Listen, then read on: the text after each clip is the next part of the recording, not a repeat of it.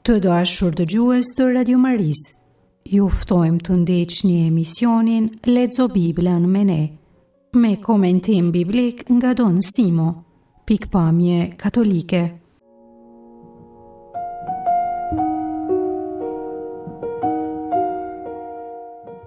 Sot fillojmë leximin e librit të 2 të Mbretërve.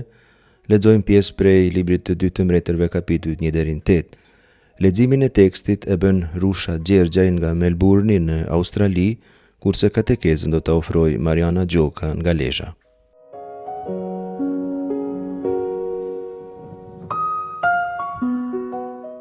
Nuk do të bëjmë një hyrje të veçantë tek libri i 2 të Mbretërve, sepse ajo që kemi thënë për librin e parë të Mbretërve, sa i takon autorsisë, teologjisë dhe periudhës së kompozimit të tekstit, vlen edhe për librin e 2 të Mbretërve. E vetmja gjë që duhet të përcaktojmë këtu është struktura e librit të 2 të Mbretërve, pra përmbajtjen e librit. Sa i takon historisë që tregon libri i 2 të Mbretërve mund të strukturohet këtë formë. Pjesa e parë është koha e mbretit Okozia dhe e marrëdhënies së tij me Elin, pra libri i 2 të Mbretërve kapitulli i parë 1 deri në 18 krejt fillimi. Atëherë pjesa e dytë është shumë e rëndësishme, Elia merret në qiell dhe Elizeu vjen profet sipas ardhës së tij, libri i 2 të Mbretërve kapitulli 2, rrethtat 1 deri në 25. Pjesa e tretë është koha e mbretit Joram, atëherë pjesa 4 gjithashtu e rëndësishme, është veprimtaria e profetit Elizeut, kapitulli 4 deri te kapitulli 8, rrethti 15. Pjesa 5 është koha e mbretit Jehu dhe përfundimi i kohës së dinastisë së Omri, dinasti shumë e rëndësishme, do ta përmendim patjetër. Libri i 2 të Mbretërve kapitulli 8, 16 deri në 36. Atëherë pjesa 6 është koha e mbretërve Atalia dhe Joasit në Jude, kapitulli 11 deri në 12. Pastaj mbretërit e Izraelit dhe të Judes deri në rënien e Izraelit në vitin 722 para Krishtit, në rënien e Samaris, pra kapitulli 13 deri në 17. Atëherë është koha e mbretërimit të Ezekis dhe reforma fetare e tij, jashtëzakonisht e rëndësishme, do ta përmendim, pra kapitulli 18 deri në 20. Pastaj koha e mbretërimit të Manaseut të Amonit, kapitulli 21, dhe koha e mbretërimit të Jozis dhe reforma e tij fetare, kapitulli 22 deri në 23. Përfundon libri i 2 të Mbretërve me mbretërinë e Judes dhe me shpërnguljen në Babiloni, pra kapitulli 23 deri në 25. Libri ka 25 kapituj, tregon histori prej kohës së përfundimit të misionit të profetit Elia, pastaj veprimtarinë e profetit Elisha ose Elizeut, si e quajmë ne, rënien e Samaris viti 722 para Krishtit, rënien e Jerusalemit 587-586 para Krishtit dhe mergimin në Babiloni. Janë të kuptueshme dy gjëra. E para, ne nuk mund të themi gjithçka. Ne do të përzgjedhim për koment disa pjesë që duken si më reprezentative të librit. E dyta, teksti ka si gjini letrare të dukshme histori, po në fakt ai ka në vete një gjini letrare tjetër, që është teologji historike. Pas tregimeve të ngjarjeve që shumë kanë edhe baza historike të vërteta, fshehen mësime fetare. Këto neve na interesojnë më shumë.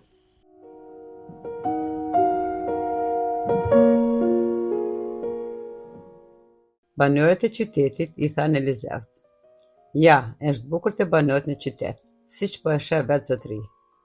Por se mirisht, ujtë janë shumë të keq dhe toka e papallshme." E ai u tha: "Me sillni një enë të re dhe në të qitni krip." Kur ja sollën ata, shkoi te burimi i ujit, e qiti kripën e të e tha: "Kështu thot Zoti, ja, e shërova ujit, në të s'do të ketë me vdekje as shtërpsi." Dhe u shëruoj deri me sot sipas fjalës që e dha Elizeu profet. Prej andej, Elizeu u gjet në Betel. Derisa po ecte rrugës, i dolën para disa fëmijë të vegjël për qytetit dhe shpëtitin duke thënë: "Hajde të lac, hajde të lac." Ky i shikoi e kur i pa, i mallkoi në emër të Zotit. Dhe ja dolën dy arinjën nga pylli dhe i shqyen 42 fëmijë. Prej andej, shkoi në malin e Karmalit dhe prej andej u kthye në Samari.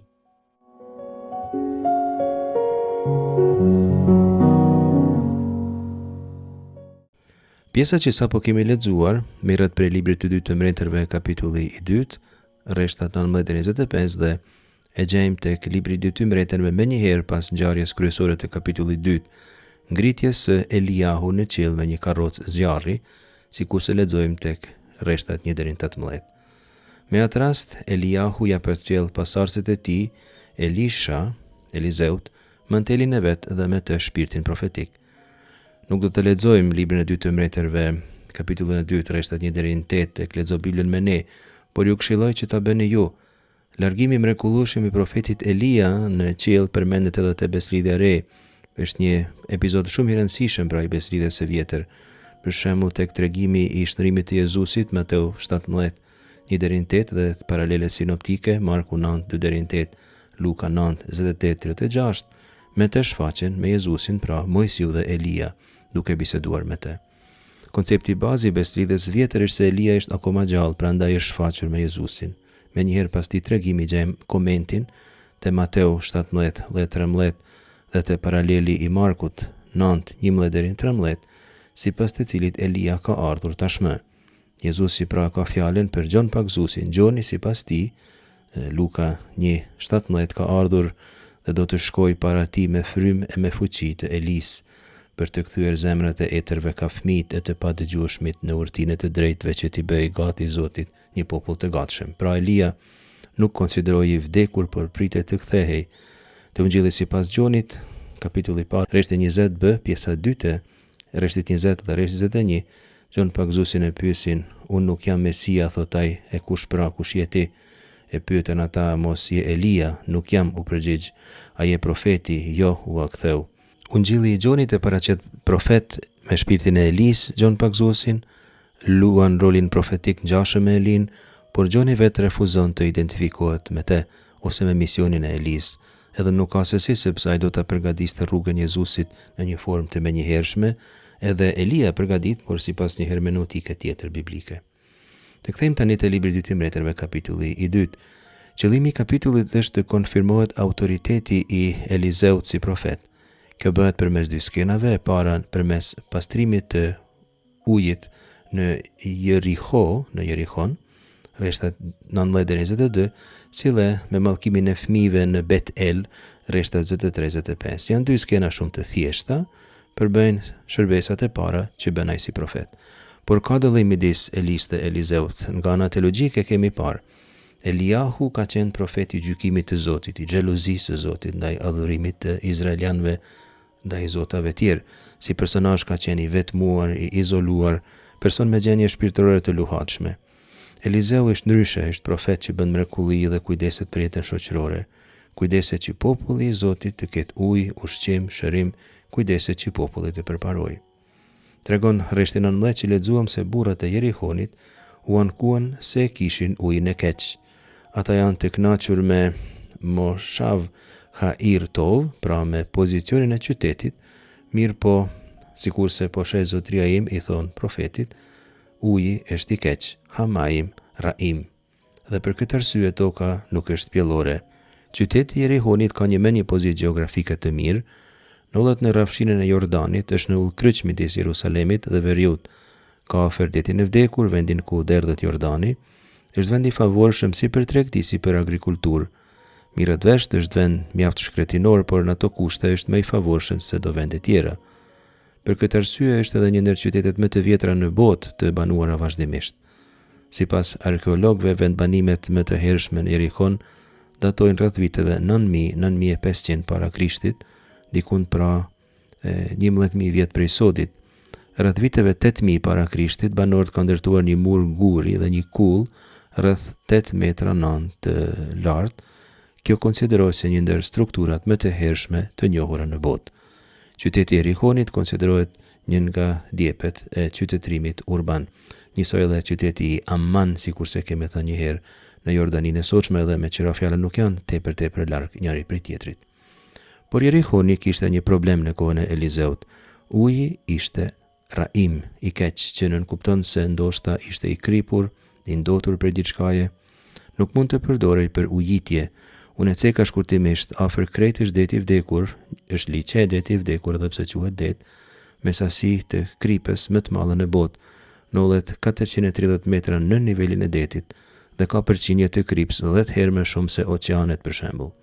Është det i mbyllur dhe prej të nxehtit uji avullon, kurse mineralet mesin. Jordani ka një prurje të madhe mineralesh sepse mblidhen prej tokës shkretinore, prej nga kalon uji, sjell natrium, magnez, kalium, kalcium, brom e tjera. Kjo është ndoshta arsyeja pse toka është me shakalet, beronj, sikurse nëna pa fëmijë. Sikurse nëna pa fëmijë, ashtu është toka pa ujë. Elizeu merr do krip në një enë të re të papërdorur.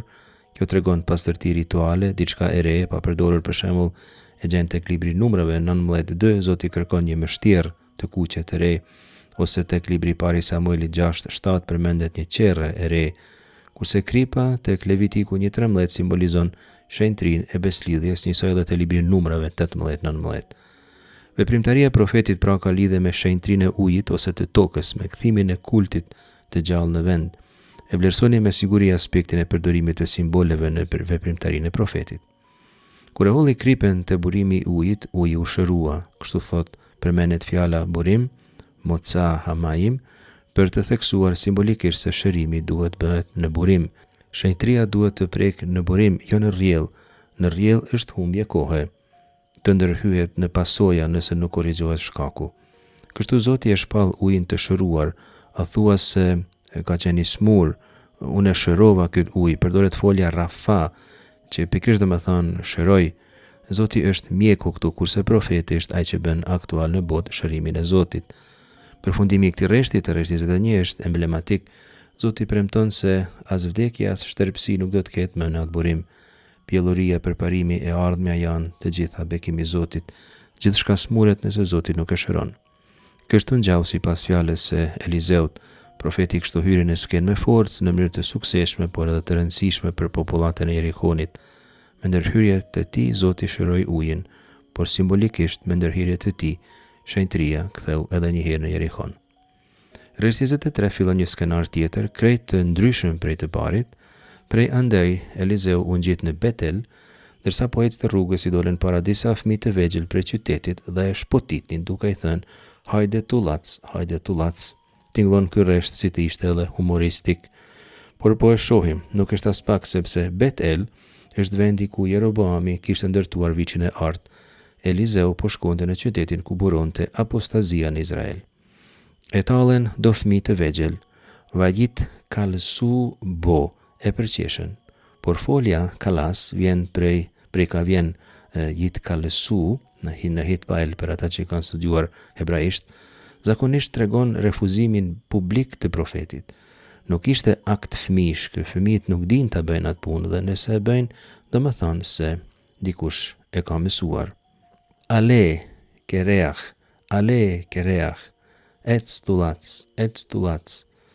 Dikush thot se kjo ale, që fjalë për fjalë përkthehet ngjitu, është sfidë, është poshtrim, nëpërmes të cilit ai nuk pranoi, por për profet si Elia për shembull, i cili u ngjit në qiell, është sikur se ti thonin Elia po, por ti jo, ti je kereach, je tullac. Gjithashtu dhe kjo është një poshtrim. Në botën biblike flokt janë shenjë e forcës, për shembull Samsoni, ose e bukurisë, për shembull Absalomi. Një tullac kereach mund të konsiderohej si i pavlerë. Eliahu kishte mantel të famshëm dhe flok, Elisha është tullac.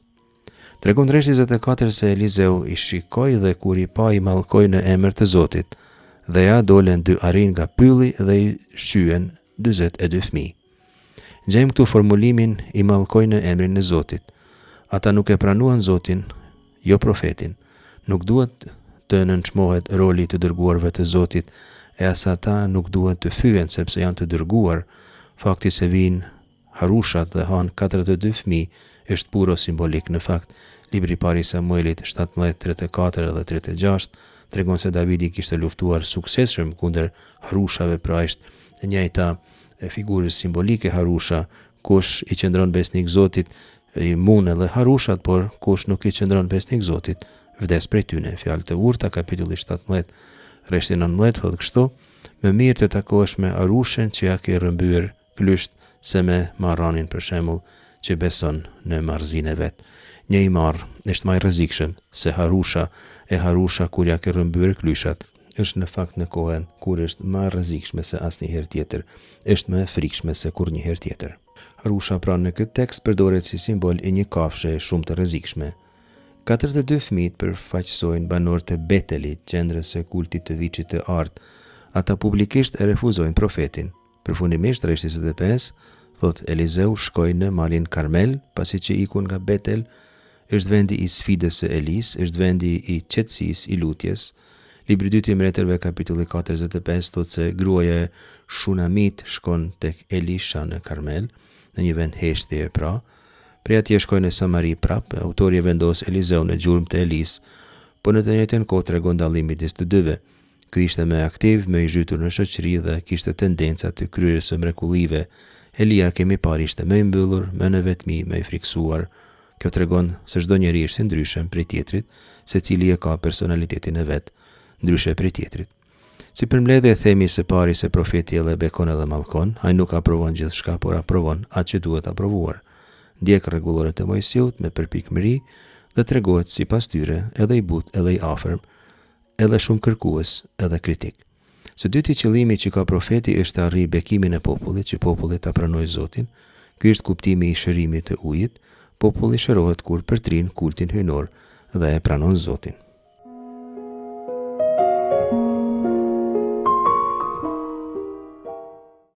Një grua prej grave të bijve të profetëve i luti Elizeut e i thoshte: "Shërptori yt, burri im, ka vdekur, e ti e di se shërptori yt ka qenë një njeri që e ka dashur Zotin, dhe ja ka dhuruar hudhenësit për t'i marrë 2 djemt e mi për t'i bërë sklavër." Elizeu u përgjigj: "Po çka do të bëj për ty? Çka ke në shtëpinë tënde? Më trego." Ai u përgjigj: "Shërptoria jote s'ka asgjë tjetër në shtëpinë e vet përveç një poçi të vogël me vaj." Ai i tha: "Shko e merr hua për të afërmit e tu, enë të zbrasta sa më shumë që mundesh. Hyr në shtëpi dhe mbyllë derën pas vetes. Kur të jesh brenda, ti dhe fëmijët e tu, diko prej ti në tu. Secilën enë që ta mbushësh, nxirën e një anë." Shkoi pra gruaja e mbylli derën pas vetes e pas fëmijët e vet. Ata i sillin enet, ajo i mbushte. Kur i mbushi enet, i tha djalit e vet: "Ma sjell edhe një enë." Ai u përgjigj: "S'ka me, vaj u ndal." Gruaja erdhi i tregoi njeriu të hyjet, e ai i tha: "Shko e shite vajin e ktheja detyrën në hodhanësit tënd, kurse ti e djemtë tu jetën me vajin që do t'ju të proj."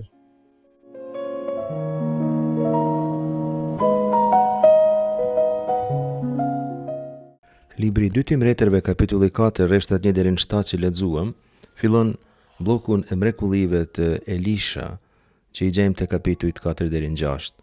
Tregon skenën e shumimit të vojit të gruas vej.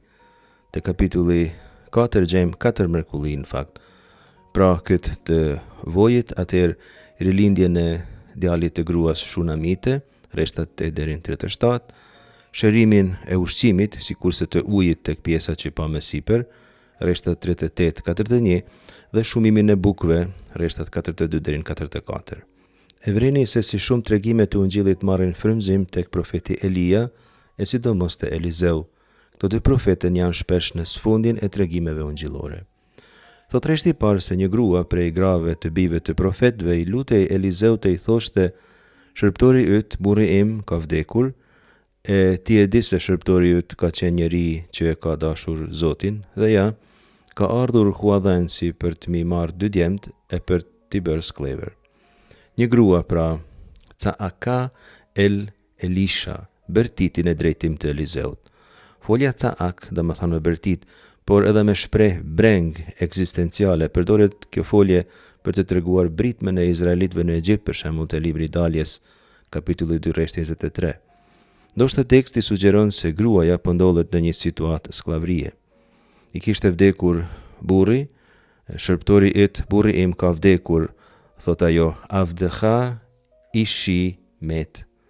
Gruaja e identifikon burrin e saj si antar të komunitetit profetik, në krye të cilit ishte Elizeu.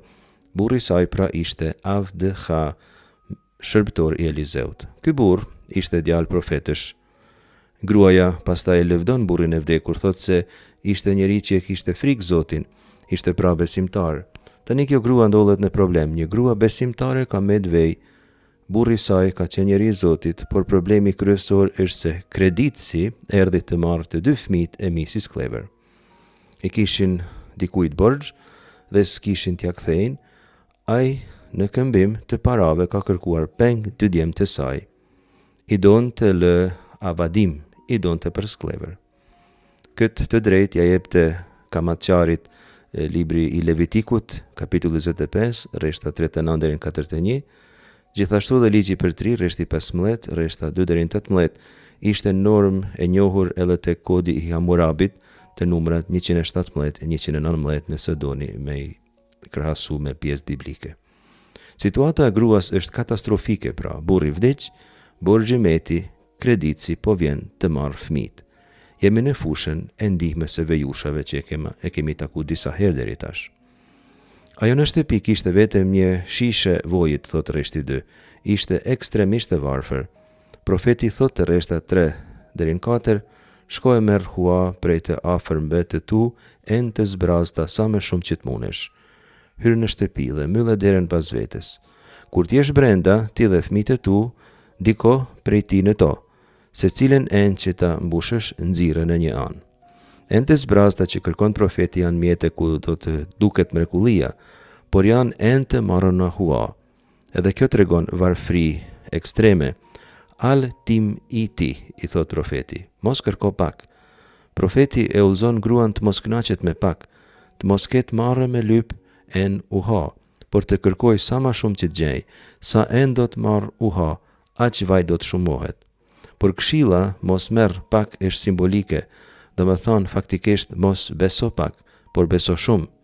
Mrekullia e Zotit është gjithmonë e madhe. Zoti është bujar, nuk është me pak pesh dhe e pak në numër. Ne do të mësohemi duke lexuar profetet, të kuptojmë simbolet, të kalojmë përtej fjalëve që gjejmë në tekst dhe të mësojmë të dalim në domethënien e simboleve, sepse janë shumë më të rëndësishme se vetë fjalët e tekstit. Profeti thot pastaj ta mbyll derën edhe pas fëmijëve, askush nuk do të shoh. Kjo tregon se mrekullia e Zotit ndodh në privatësi, nuk bën bujë, nuk bën spektakel. Tek rasti i Flisë së Karmelit, mrekullia e vrasjes së 450 profetëve që publike, aty që populli i tërë, por Elizeu e kemi thënë ishte personazh tjetër, ka tjetër personalitet, nuk janë njësoj të gjithë profetët. Kështu gruaja shiti vojin që u shumua ndër këto enë të marrë në borxh, sa enë pati, aq voj u mloll. Atëherë ajo e shiti vojin, e pagoi borxhin dhe kështu i shpëtoi djemtë vet. Patjetër se ky është një tregim në formë shembulltyre, është një mësim, ka mesazhe. Ti përmendim mesazhet kryesore të këtij tregimit, mund të nxjerrim edhe 10 më tepër, por më kryesoret është i pari se profeti kujdeset me gjitha për më të fundit të shoqërisë, për më të dobtit, për më nevojtarët. Ai nuk refuzon të përgjigjet dhe të ndihmoj dikë si një vejush që ka një më nevojë për ndihmë. Libri i Daljes 22, 21-23, ligji për trir 10-18, atëherë ligji për trir 24, 17-21, theksojnë se është domosdoshme me u kujdes për vejushat dhe jetimat. Këtë do ta theksojnë me forcë, do ta shohim Amosi, Mikea, Isaia, e tjerë edhe profet tjerë, do të thonë se është gjë shenjtë të ndihmohet nevojtarit. Së dyti, mrekullia varet një fije prej fesë së njeriut. Pati voj sa pati en. Zoti është shumë bujar, e mbani mend mësimin e Jezusit mbi fen. Tek Mateu 17:20, Jezusi thot për një mend po ju them, në paçit fe edhe vetëm sa një kokër sinapi e i thoni këtij mali dil këndej e shko atje, do të kaloj dhe asgjë s'do t'ju jetë e pamundshme. Së treti, Zoti nuk i bën reklam veprës së tij, nuk bën publicitet. Ai nuk kërkon lëvdata, nuk kërkon duar trokitje. Zoti nuk naqet me këto kotësitë e botës, nuk i kërkon dhe i refuzon, por ai kërkon njerëzit dhe u përgjigjet nevojave reale e konkrete të tyre. Kështu i ka mësuar Jezusi apostujt: ti kur të lutesh, hyr në dhomën tënde, mbylle pas vetes derën e lutju atit tënd që është në fshehtësi, e atit që sheh në fshehtësi do të shpërblej.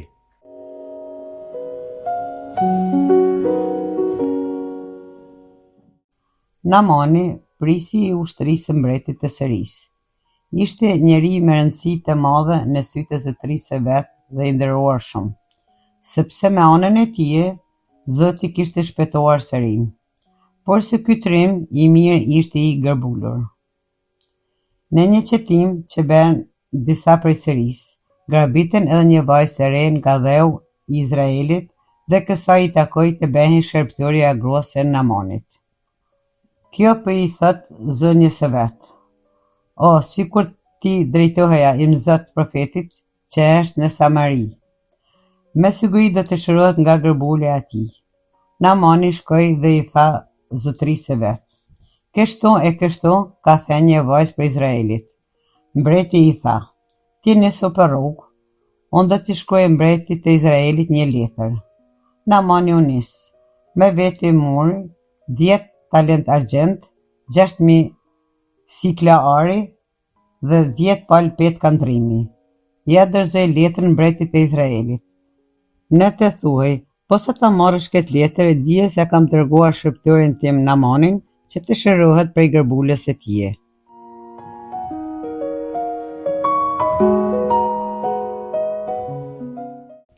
Historia e Naamanit sirian që lexojmë te libri i 2 i Mbretërve, kapitulli 5, 1-6, është e famshme, e përmend edhe Jezusi në Ungjil. Tek Ungjilli Luks, kapitulli 4, rresht 27, lexojmë kështu: "Në kohën e Elizeut, profet, kishte shumë të gërbulur në Izrael dhe asnjë prej tyre nuk u pastrua, përveç Naamanit sirian." Në kontekstin e Ungjillit të Luks, referimi tek Naamani sirian ka disa qëllime. Së pari të tregoj se një i huaj pati besim më shumë se askush tjetër në Izrael, por Jezusi te Ungjilli Luks e merr edhe kuptimin që ka te libri i 2 i Mbretërve ky tekst, se mirësia e Zotit dhe mrekullia e tij nuk kufizohet brenda Izraelit, por shtrihet edhe tek popullatat përreth, bile duke u nisur prej mbretërve të tyre. Pra, nga ana e skenarit, kjo histori është intriguese, neve më shumë se historia, si gjithmonë, na intereson mësimi, sidomos teologjia që gjejmë në sfond të teksteve. Mësimi bazisht ky: Zoti vepron edhe jashtë kufive të popullit të beslidhjes, edhe të ata që nuk i përkasin popullit të zgjedhur. Mëshira hyjnore sipas këtij cikli të Elizeut nuk ka kufi. Askush nuk mund ta shpall veten se ka ndonjë farë të drejtash ekskluzive mbi të. Thot rreshti i parë se Naamani, prisi ushtrisë së mbretit të Siris, ishte njeri me rëndësi të madhe në sytë e zotrisë së vet dhe i nderuar shumë, sepse me anë të tij Zoti e kishte shpëtuar Sirin, por se ky trim i mirë ishte i gërbulur. Kemi shumë informata në këtë rresht. Ky rresht është mjaft i dendur, ky rresht i parë. Ishte pra generali i ushtrisë siriane, tradicionalisht armike e Izraelit. Ushtria siriane në shekullin e 9 para Krishtit, Siria ishte armiku kryesor i Izraelit. Ishte shumë i respektuar ky njeri, duket njeri i mirë, por ishte i gërbulur. Ishte i respektuar për një arsye të papritur. Thot teksti se Kivo Natan Adonai të Shua la Aram, me anë të tij Zoti e kishte shpëtuar Sirin. Hyji i Izraelit kishte dhënë fitore ushtarake Siris nëpërmjet Naamanit. Pra, Zoti është sovran universal, nuk është një hyjni kombëtare, nuk është një hyjni personale. Zotit mund t'i lutet gjithkush dhe gjithkund, jo vetëm antarët e popullit të tij, dhe jo vetëm në Izrael. Ky njeri karakterizohet si Gibor Khail, është një shprehje që kemi takuar tashmë disa herë, zakonisht do të thonë trim i fortë, por si shprehje frazologjike do të thonë edhe burr i mirë.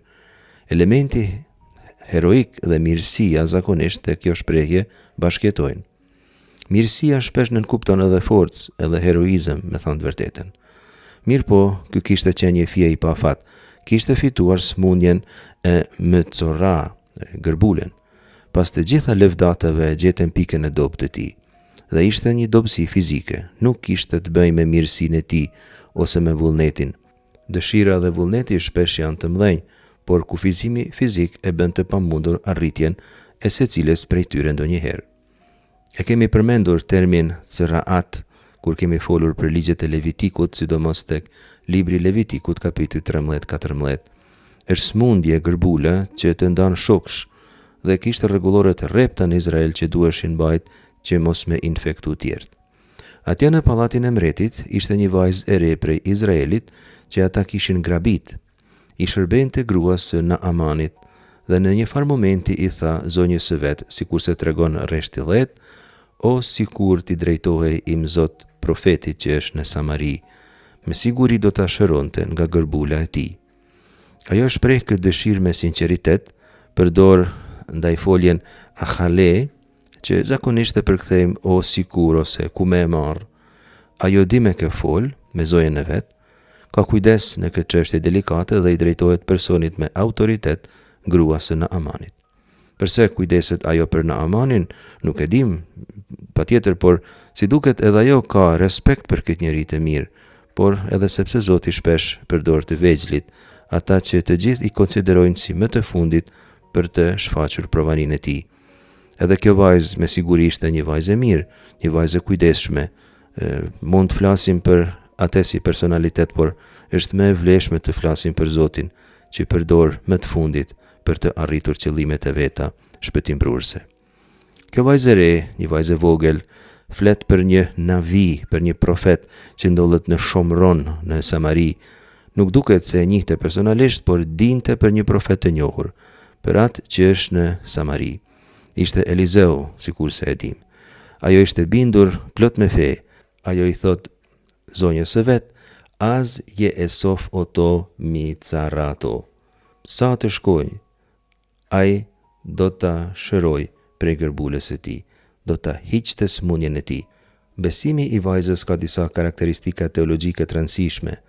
E para është se është besimi thjesht dhe i drejt për drejt, nuk shfaq postulate teologjike, ajo nuk dinte teologji. Është një fe spontane dhe e thjesht, krejt e vërtet. E dyta vjen nga njeriu më i fundit i shtëpisë, një vajzë e vogël skllave e huaj. E treta ka objektiv të qartë, t'i ndihmoj zotërisë së vet. Kur gruaja i tregoi Naamanit sipas rreshti 5, mreti i tha, ti nisu për rrugë, unë do t'i shkruaj mretit të Izraelit një letër. Naamani u nis, me vete mori 10 talenta argjend, 6.000 sikla ari dhe 10 pal petkan rrimi. Naamani i mori leje mretit dhe ky i dha leje, e bashkë me lejen i dha një letër rekomandimi. Ai mori me vete 10 talenta argjend për peshqesh, 6.000 sikla arit, gjithashtu, edhe 10 pal petkan rrimi, sepse për arsye të smundjes ai për ditë detyrohej t'i ndronte teshat e veta. Kur erdhi letra e mreti i Izraelit, njëherë mreti u hidhrua, e mori kërkesën e mretit të Siris si një provokim, por Elizeu dëgjoi për ngjarjen dhe e shëroi, duke e bërë të lahet në lumin Jordan. Pse mreti i Izraelit e mori si provokim? Sepse në Izrael ishte e njohur çështja e gërbulës. Gërbula nuk kishte shërim. Mirë po Elizeu di diçka që mreti nuk di.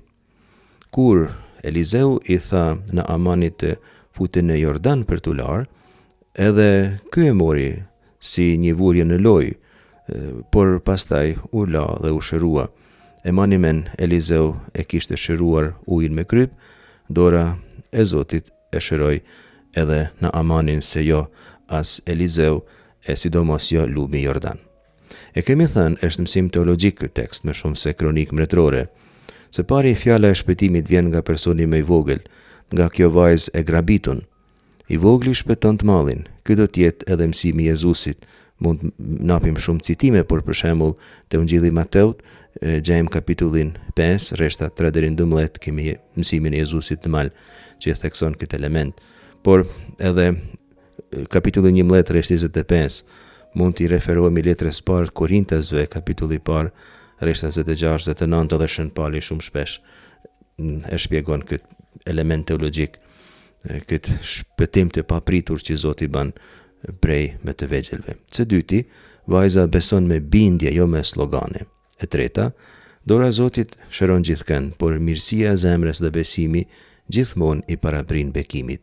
Një mend se bekimin e Zotit nuk mund ta meritojmë, por paradoksalisht një fije edhe duhet ta meritojmë. Mund ta meritojmë të paktën me mirësinë e zemrës, të cilën nëse do, gjithkush mund ta ketë. Bile, kisha thënë, gjithkush duhet ta ketë, sepse është shumë më mirë edhe më lehtë të jesh i mirë se të jesh i keq.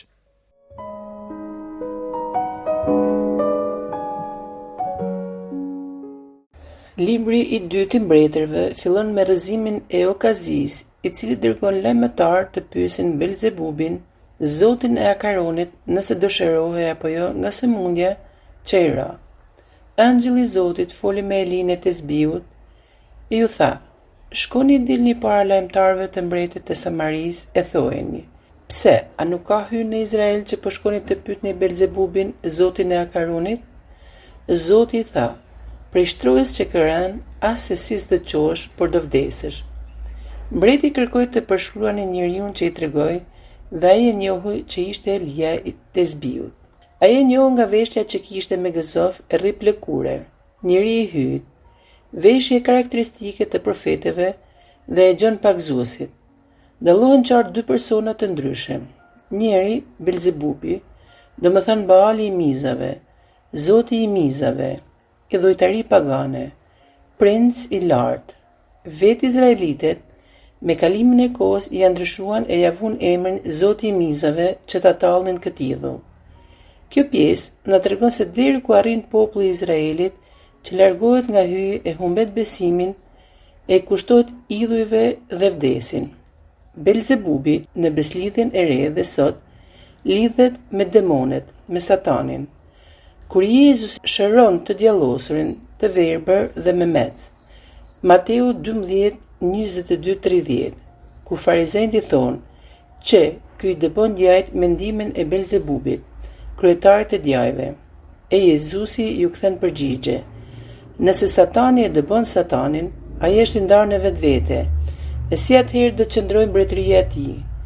E vazhdon: "Nëse unë i dëboj djajt mendimin e shpirtit të hyt, do të thotë se arriti në ju mbretëria e hyt. Prandaj unë po ju them, çdo faj blasfemi do t'ju falet njerëzve, kurse blasfemia kundër shpirtit të shenjtë nuk do të falet as në këtë botë, as në botën e ardhshme." Nga ana tjetër, shohim që mbreti e njohu Elin, njeriu e hyt, dhe kërkon që ta vrasë, dërgon njerëz disa herë, por Zoti ishte me Elin dhe e mbron, e i heq edhe frikën. Elia, profet, ishte njeri i zgjedhur nga Zoti, dhe si për të gjithë profetët që Zoti i drejton, ata bëjnë mrekulli në popull, janë të drejtë, drejtojnë popullin drejt hyjit sipas marrëdhënieve të dhëna nga Zoti, paralajmërojnë se çfarë do të ndodhë, i qortojnë njerëzit kur gabojnë dhe shpallin ungjillin dhe i ftojnë njerëzit për kthim. Thonë gjithmonë të vërtetën dhe janë në shënjestër të atyre njerëzve që nuk besojnë, dhe jeta atyre është gjithmonë në luftë me të keqin. Profetët kanë një shenjë të veçantë, dallimin mes dy shpirtrave, ai së keqes dhe ai i Zotit. Gjendje ku shihet se profetët ballafaqohen me njëri tjetrin. Shohim se Okazia vdes, sipas fjalëve të Zotit të thënë Elis, dhe mbret u bë Joramani, po kështu edhe Elia ishte në momentet e fundit të jetës së tij, dhe sipas ardhës u zgjodh Elizeu. Dy mbretërit në vazhdim tregon për Elin që ngjitet në qiell me anë të një vorbulle. Elia i thot Elizeut, para se të vdes, të kërkoj çfarë të doj para se të shkonte në qiell. Kështu Elizeu i kërkon dy pjesë të shpirtit të tij. Diçka e vështirë për të realizuar, por i thot, nëse do të më shohësh, kur të marrën prej teje, do të fitosh atë që kërkove, por nëse nuk do të më shohësh, nuk do të fitosh. Kur ato po vazhdonin rrugën, një karrocë e zjarrt dhe kuaj të zjarrt i ndan dhe Elia me anë të vorbës u ngjit në qiell. Me leshnikun e Elis i ra ujit dhe uji u nda në dy pjesë, dhe Elizeu kaloi. E bitë e profetëve thanë se shpirti i Elis pushoi mbi Elizeun. Në këtë pjesë shohim se Elizeu kërkon diçka pothuajse të pamundur, pasi shpirti profetik nuk pasohet, po vjen nga hyji. Dhe nëse Zoti zgjedh profetët dhe trashëgimtarët e profetëve, bitë e profetëve në brezni vazhdojnë të jenë profet, por nëse jo, ky hir mbetet tek ai që zgjedh. Por nëse i kërkon Zotit me përvojtëri, nuk ka asgjë të pamundur për Zotin. Ashtu siç kalohet deti i kuq, ku Zoti i thot Mojsiut, çoje shkopin tënd dhe shtrije përmbi detin, ndaje kështu që bitë e Izraelit ta kalojnë përmidis detit në përtërik. Dalja 14:22, bitë e Izraelit hynë në përtërik, sepse uji ishte bërë pothuajse mur në të djathtë në të majtë të tyre. Ashtu edhe Elizeu e besoi se Elia u ngjit në qiell me anë të vorbullës, ndërsa bitë e profetëve dolën dhe kërkuan gjithanej, por nuk e gjetën. Shohim si edhe bijtë e profetëve janë dyshues e nuk arrin të besojnë në mrekullitë që Zoti ju bën bijve të tij. Vazhdon 2 Mbretërit me mrekullinë e Elizeut, kapitulli 3, flet për luftën e Izraelit dhe judejve kundër Moabitëve, ku Elizeu ju tregon se çfarë Zoti dëftoi dhe se si ata do të fitonin mbi Moabitët. Shih se gjithmonë kur populli i Izraelit gjendet ngushtë, kërkon Zotin nëpërmjet profetëve dhe se si realizohet me saksi çfarë Zoti flet me profetët. Vazhdon 2 Mbretërit, kapitulli 4, ku Elizeu i parakallzon Sunamitanes se do të lindë një djalë, pasi ajo strehon në shtëpinë e saj.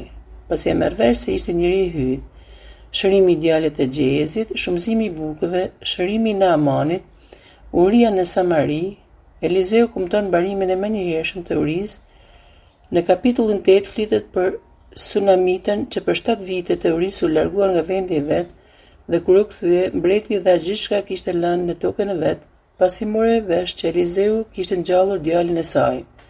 Vazhdon mbretit me Elizeun, që i tregon të dërguarit të mbretit Hazaeli atë çfarë Zoti dëftoi. Do të jesh një njeri që do të bëhesh mbret dhe do të vrasësh, presësh e shkatrosh gjithçka. Kështu ndodhi. Ai vrau mbretin që e kishte dërguar te Elizeu, nëse dëshirohej apo jo, e gënjeu se dëshiroi e të nesërmen e vrau dhe u bë vetë mbret. Ishin mbretër që shkonin pas idhujve dhe dërgonin popullin në vdekje. Dhe si përherë populli i Izraelit kur e trajton keq kthehet dhe i lutet Zotit.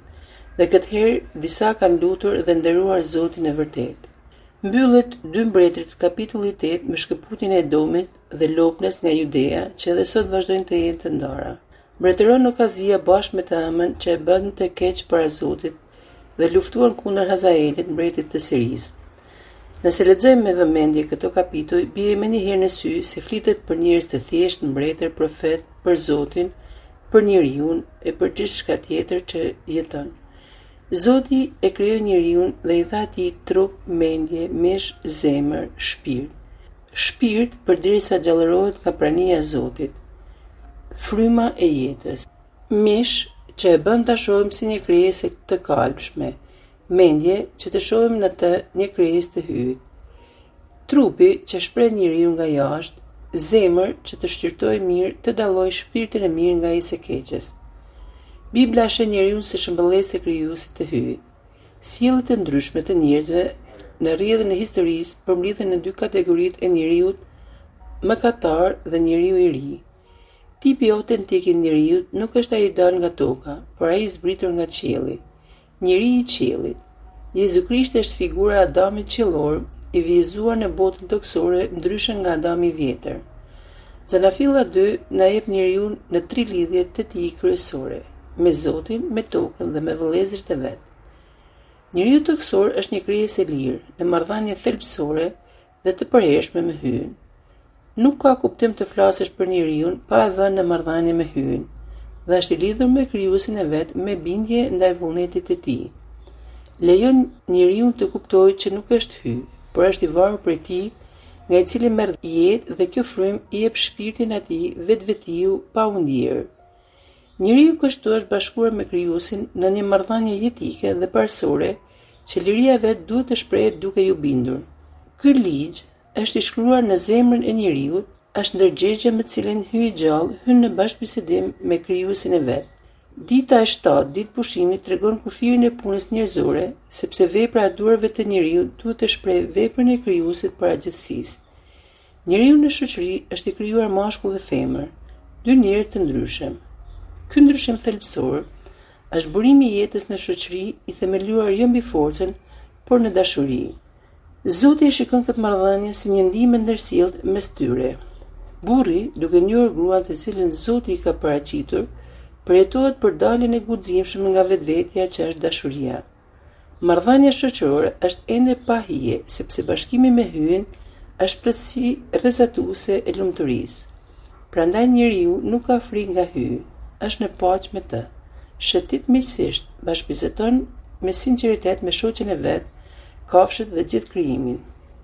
Njeriu, sipas shëmbëllesës së Zotit, Zanafilla 1:2-6 vazhdim, thot le ta bëjmë njeriu në shëmbëllesë dhe për ngjasimin ton. Shtohuni e shumoni, mbushini tokën. Pra, njeriu është zotëruesi i tokës, është prania e hyjt në tokë. Jezu Krishti, biri i hyjt, trashëgon cilësinë e urtisë, është pasqyrimi i dritës së përteshme, shëmbëllesë e shkëlqësisë së tij. Vetëm Krishti është shëmbëllesa e hyjt, është biri gjithmonë i bashkuar me Atin. Kush sheh atë, sheh Atin. Gjithçka u krijuar nëpërmjet tij. Krejt gjësia, Krishti dhe njerëzimi. Ai është kryetar, koka e trupit, është kryetar i familjes që është kisha, shoqëria njerëzore e përsosur. Kujtesa për të gjithë është se Adami mëkatar që akuzon gruan gënjet nga gjarpri. Hyje thot se njësia e tij u prish, tregohet te Kaini dhe Abeli, vëllezër armiq. Historia vazhdon me luftra dhe ndarje mes kombeve, mes pjesëtarëve të kombeve, mes të varfërve dhe të pasërve. Për profetët dhe bitë e hyjt do të lajmërojnë pa ndërprerje princin e paqes që do të pajtojnë njerëzit mes tyre. Njeriu bëhet uni i vetes pa kokë, heq Krishtin e ndahet përfundimisht nga parajsa. Jeton pa shpirtin. Në letrën e Romakëve, Pali thekson mëkatet. Atë që bëj unë nuk e kuptoj, sepse unë nuk bëj atë që dua, por bëj atë që urrej. Romakëve 7:14 vazhdim, thotë njeriu e sheh se mishi i tij e ka bërë mendjen e tij mishtore, zemrën e tij gur dhe trupin e tij të kryej vepra të këqija. Atij i duket se po shkon drejt vdekjes. Një vendim kthimi i feje e bën mëkataren të lirohet nga kjo vdekje, për ulet e nuk hap gojë. Shkon si qengje në kasaphan, merr mbi vete dhimbjet tona. Fal plagëve të tij, ne jemi shëruar e vetmja vepër është të besojmë. Atë që hyi ka dërguar, sepse është unik, është ndërmjesi në mes hyjit dhe njerëzve. Krishti Jezus është njeriu unik, drejt të cilit besimtarët drejtohen nëpërmjet birit që ka dhënë jetën plot e përplot për gjithmonë. Nuk ekziston as grek, as judej, s'ka më skllav apo njerëz të lirë, s'ka më as burr as grua, sepse të gjithë jemi një në Jezu Krishtin. Njeriu është në gjendje të zotrojë situatat njerëzore, lirinë, skllavërinë, martesën, virgjërinë, secila ka vlerën e vet në Jezu Krishtin. Çdo ngatresë që simbolizon ndarjen është e kapërcyer me gjuhën e shpirtit të shenjtë që Krishti dhuron vazhdimisht. Kjo dashuri shprehet. Nuk ka kuptim të flasësh për njeriu pa vënë në marrëdhënie me Zotin.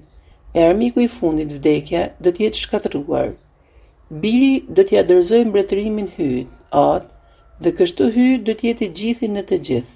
Prandaj, edhe ne Zoti na fton të jemi shumë të kujdesshëm, ne si besimtar, shoqëri dhe kishë, që të shohim jetën tonë në syrin e Zotit, të pranojmë historinë tonë, në çdo vështirësi t'i kërkojmë ndihmën e tij dhe bashkë me vëllezërit tanë në Krishtin të lutemi që të shohim hirin e Zotit në jetën tonë, të mos i lëmë asnjë hapësirë djallit të na ndajë, të na shkatërrojë jetën, familjet, shoqërinë, sidomos fëmijët që janë e ardhmja e shoqërisë.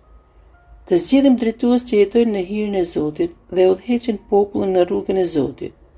Të zhdukim njeriu mëkatar nga jetët tona dhe të kthehemi në njerëz të rinj me fe dhe besim, që të ecim në rrugën e Zotit e të meritojmë parajsën qiellore.